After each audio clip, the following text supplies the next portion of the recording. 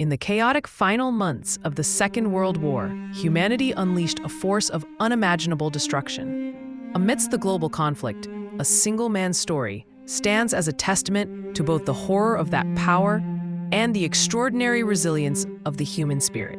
He faced death not once, but twice, under the shadow of the most catastrophic weapon ever used. This was the life of Tsutomu Yamaguchi. He was an ordinary Japanese engineer, working for Mitsubishi Heavy Industries. Like millions of others, he was a father and a husband, living a life defined by work and family in a world tearing itself apart. His fate intersected with history on a business trip. Yamaguchi was in Hiroshima on August 6, 1945. The morning began like any other, until 8:15 a.m. The sky above the city suddenly erupted in a blinding flash of white light. A U.S. bomber, the Enola Gay, had dropped the world's first atomic bomb. Yamaguchi was just 3 kilometers from the epicenter. The blast wave ripped through the city with terrifying speed and force. Buildings were flattened, and the air itself seemed to ignite. Yamaguchi was hurled through the air by the concussive force.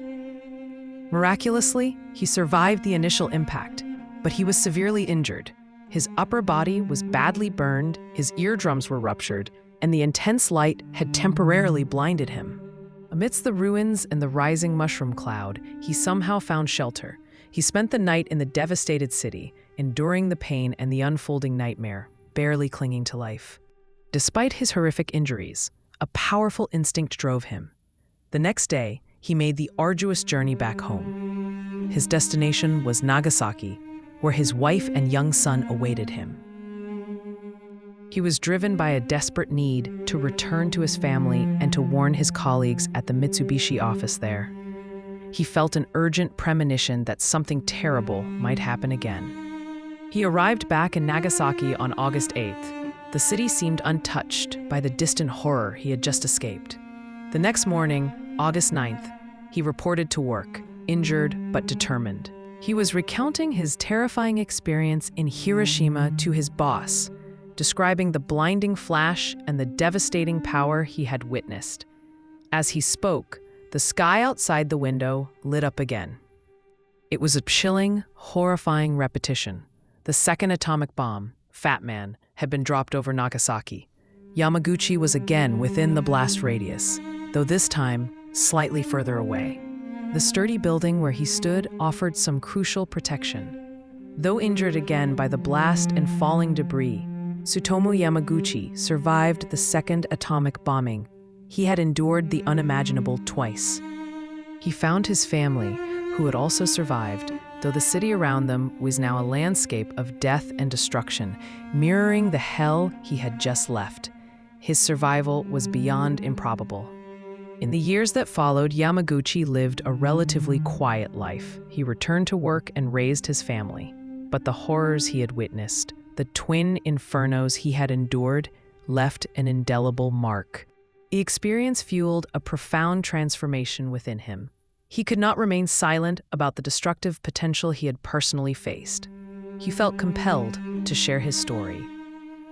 He became a vocal advocate against nuclear weapons. He used his unique and harrowing experience as a powerful testament to the catastrophic consequences of atomic warfare. His voice, though quiet at first, grew stronger over time. For decades, his story was known, but not officially recognized in its entirety.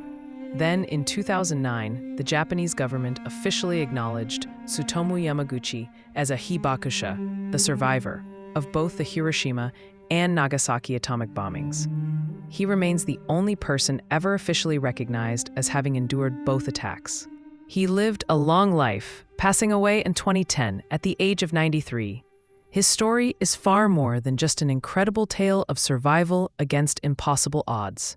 It is a powerful, living warning. His message, born from the ashes of 2 cities, is a plea for peace.